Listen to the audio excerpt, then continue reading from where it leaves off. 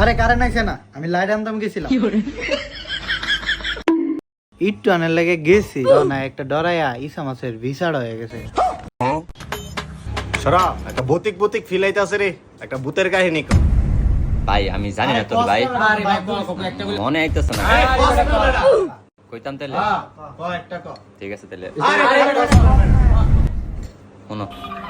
যখন থেকে আমার 5 বছর তখন থেকে আমি একা থাকা শুরু করি এরকম একটা রুমে। প্রথম 4-5 মাস অনেক ভালো যায়, কিন্তু কিছুদিন পর থেকেই আমি অনেক অস্বস্তি ফিল করি। হঠাৎ একদিন এক রাতে আমি ঘুমাই, মাঝরাতে আমার ঘুম ভেঙে যায়। আমি দেখি আমার সামনে কালো অবয়ব আমার দিকে এইভাবে তাকায় আছে।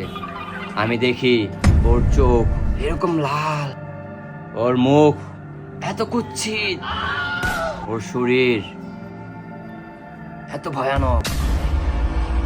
আমি তখন আমার হাত পা লড়তে পারতেছিলাম না, আমি কিছু করতে পারতেছিলাম না, আমি অনেক চেষ্টা করতেছিলাম, পারতেছিলাম না। তারপর আরে আমি মজা করতেছিলাম ভাই,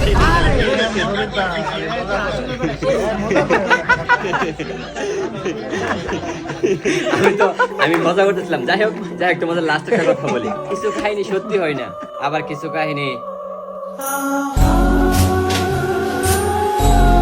মিথ্যাও হয় না।